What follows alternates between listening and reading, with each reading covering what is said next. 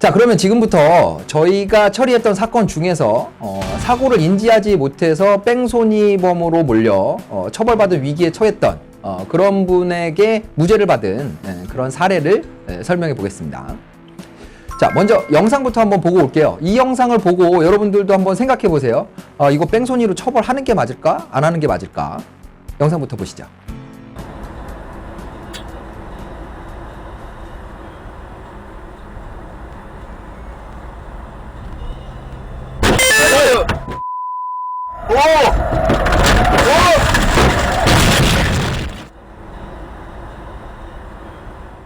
자, 여러분들 영상 어떻게 보셨나요? 저도 상담을 처음 했을 때 이 사고 영상을 보고 와, 이건 정말 뭐 무조건 뺑소니 처벌 받겠는데 라는 생각을 했었어요. 근데 이제 본인 운전을 하신 분 말씀은 내가 진짜 사고를 몰랐다, 사고가 난 거 알았으면 왜 처리를 하지 않았겠느냐 라고 이제 억울함을 호소하시더라고요. 그래서 저도 곰곰이 생각을 해봤어요. 과연 이분이 굳이 도망을 칠 필요가 있었을까에 대한 고민이었죠. 자, 사고는 올림픽대로에서 난 사고예요. 그리고 아주 환한 시간대였죠. 그리고 사고를 낸 차는 큰 화물 트럭이었단 말이에요. 그러면 내가 이 상황에서 사고를 내고 도망을 쳐야 되겠다 싶을 때 이 차량을 가지고 어디서 숨거나 내 신분을 숨길 수 있을까라는 생각을 할 수 있을까요? 저는 아니라고 봤어요.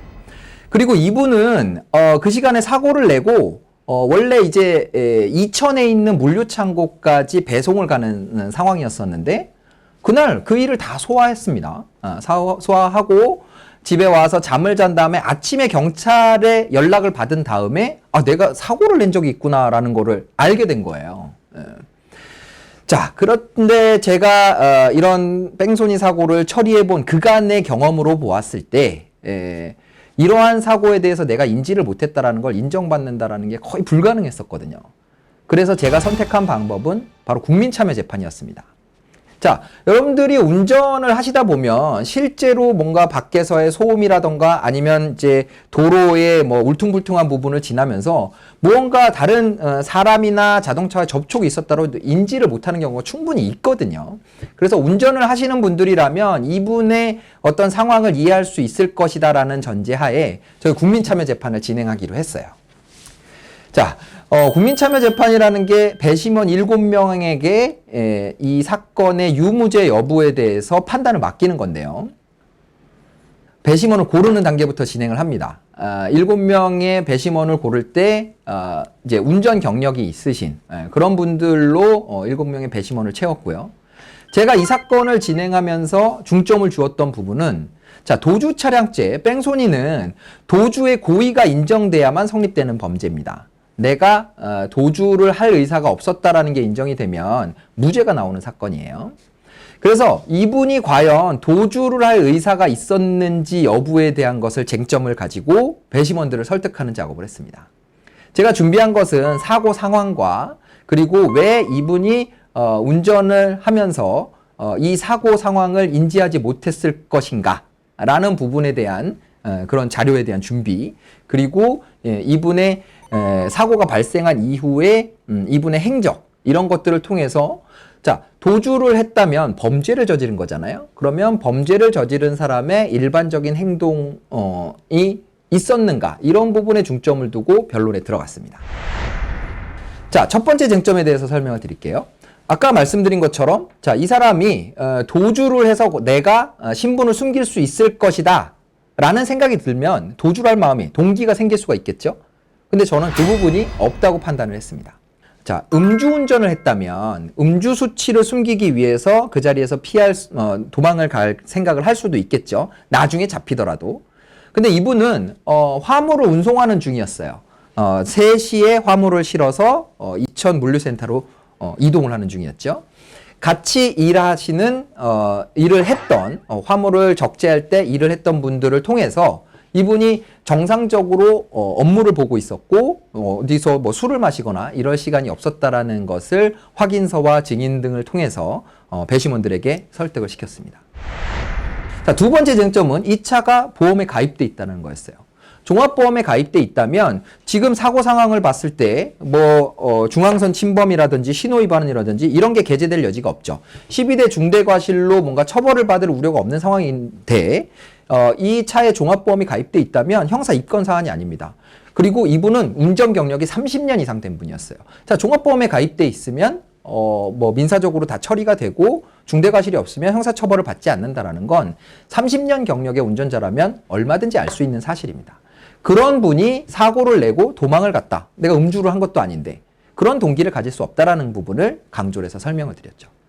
자, 그리고 세 번째는 이분이 그 사고가 발생된 이후에 했던 행동들이에요. 제 생각으로는 일반적인 사람이라면 내가 어떤 사고를 일으키고 도망을 갔다고 하면 불안할 수밖에 없습니다. 그리고 이 사건을 어떻게 처리하면 좋을지 누군가와 상의를 하게 되죠.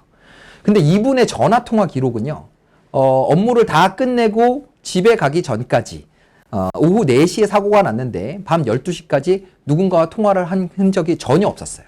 그래서 그 통화 기록을 증거로 제출하면서 자, 과연 고의로 도망을 치고 범죄를 일으킨 사람이 과연 이런 식으로 행동을 할 수 있겠느냐라는 부분에 대해서 설명을 드렸죠. 그리고 이제 인지를 하지 못했을 것이다라는 부분에 대한 납득이 필요했어요. 사고 영상을 보시면 아시겠지만 소리를 들으면 어마어마한 굉음이 들립니다. 그리고 피해자의 입장에서 봤을 때는 차가 거의 나를 죽일 듯이 밀고 들어오는 상황이었어요. 근데 과연 운전자가 어떻게 이런 사고를 인지하지 못했을까? 라는 부분을 배심원들에게 설득을 해야 했는데 이분이 왜 이 사고를 인지하지 못했냐면 20년, 30년 동안 운전을 하면서 예전에는 이제 에어컨이 없었기 때문에 차 문을 열어놓고 다니면서 운전을 하셨다고 하더라고요. 그러다 보니까 이제 바깥 소음이 많다 보니까 난청이 생긴 상태였고, 그리고 또 이제 에어컨 바람을 싫어하는 분이셨어요. 그래서 이 더운 여름날이었는데 운전을 하면서 창문을 열어놓고 운전을 하고 있었습니다. 에어컨을 켜지 않고. 자, 귀는 어둡고, 그리고 이 화물차를 운전하다 보면 화물차의 소리가 굉장히 크거든요. 그 큰 화물차 소리에 이제 차선을 변경하면서 충돌이 있었는데 충돌음을 제대로 들을 수가 없었던 거예요. 그래서 배심원들에게 이분의 어떤 난청과 관련된 진단 내용들 이런 것들을 설명드리면서 소리에 어두울 수밖에 없었던, 물론 굉장히 큰 소리가 나고 사고를 의심할 수 있는 그런 상황이 있긴 했지만 이 운전자의 특성상 사고를 인지하기 어려웠다는 사정을 설명을 드렸습니다. 자, 그리고 또 하나는 이 화물차와 피해를 입은 승용차가 마침 교차하는 중간이었다라는 거예요. 그래서 이 화물차의 사각지대에 들어갔다는 거죠. 자, 운전하는 사람이라면 오른쪽으로 차선을 변경한다면 오른쪽 사이드미러를 보게 되어 있습니다. 그러면 이 사고의 상황을 봤을 때는 거의 이 피해 승용차가 이 사고 화물 트럭을 앞질러 가고 있는 중이었었거든요. 그러면 사이드미러에 잡혔을 거라고 생각을 할 수 있지만 화물차는 굉장히 운전석이 높은 곳에 있습니다. 그래서 높은 곳에서 낮은 곳으로 지나가는 승용차가 이렇게 지나갈 때 사각지대가 생기는 거죠. 이분도 역시 차선을 변경할 때 우측 사이드미러를 봤지만 불행하게도 피해 차량이 너무 이제 작은 승용차다 보니까 사각지대에 가려지면서 보이지 않았던 거예요. 그래서 그런 부분을 차량의 재원과 이제 가해 차량, 트럭의 재원과 피해 차량, 승용차의 재원, 그리고 영상 애니메이션을 통해서 배심원들에게 자, 이런 상황에서는 사각지대가 형성될 수 있다라는 것들을 설명을 시켰습니다. 자, 결론은 전원일치 무죄 판결을 받았습니다. 자, 배심원들은 처음에 이 사고의 영상을 보았을 때 어떻게 저런 사고를 인지하지 못했을까? 왜 멈추지 않고 사고 처리하지 않고 간 것이지? 이런 화면에서 보여지는 직관적인 결과만을 보고 처음에는 뺑소니가 틀림없네. 왜 이런 것을 국민참여재판을 했을까 의심하셨을지도 몰라요. 그렇지만 도주차량죄라는 것은 결국은 내가 사고 발생 사실을 인지하고 그리고 도주할 고의를 가지고 자리를 이탈했을 때 처벌을 하는 범죄입니다. 그래서 제가 이 상담을 하고 이 사건을 분석을 해봤을 때 첫 번째는 사고 자체에 대한 인지가 없었을 가능성이 충분히 존재한다라는 것. 그리고 이러한 상황에서 이 운전자가 처해 있던 상황에서 도주를 할 동기를 가지기가 쉽지 않았을 것이라는 두 가지 점에 착안을 해서, 그래서 저는 배심원들이 저와 동일한 상식적인 수준에서 생각을 할 거라고 생각하고 국민참여재판을 진행한 거였고요. 다행히도 배심원들께서 저의 이런 설명들을 납득하시고, 그리고 이 운전자에게 결국은 전원일치로 무죄 판결을 내려주셨습니다. 자, 지금까지 제가 처리했던 사건에 대해서 한번 살펴봤는데요. 여러분들 보시기에는 어떠세요? 여러분들이 만약에 자기가 인지하지 못한 사고가 발생했고, 그래서 돌아왔는데 다음날 경찰한테 당신 뺑소니 했습니다라는 연락을 받으면 그러면 어떤 기분이 들까요? 근데 생각보다 이런 사고들이 많이 발생하고 이것으로 인해서 처벌까지 가는 사례들이 많다라는 겁니다. 제가 봤을 때 음주운전이 게재되지 않은 뺑소니 사고는 대부분 인지를 못한 경우가 많고요. 근데 상황적으로 봤을 때 이거는 뭐 인지하지 못했다라는 것 자체가 잘못이다라고 판단이 든다면, 그러면 그거는 뺑소니로 처벌이 됩니다. 왜냐하면 미필적 고의라는 게 있거든요. 미필적으로나마 사고가 발생했을지도 모른다라는 그런 결론에 이르게 되면 뺑소니로 처벌받을 수 있어요. 그렇지만 제가 설명드린 것처럼 도주 차량죄는 내가 도망을 쳐야 되겠다라는 고의하에 사고를 냈다라는 인식과 도망을 쳐야 되겠다라는 고의하에 도망을 쳤을 때 처벌을 받는 범죄이기 때문에 억울하게 내가 사고를 인지하지 못한 상태에서 발생한 일을 가지고 처벌을 받으시면 안 되겠죠. 그렇지만 그 부분을 증명해내고 어떤 판단을 하는 사람을 설득해내는 건 그렇게 쉬운 일은 아닙니다. 그래서 이러한 유형, 사고를 인지하지 못한 상태에서 뺑소니로 처벌을 받게 되는 그런 상황에 처해 있다면 반드시 전문가의 도움을 받으시는 게 좋고요.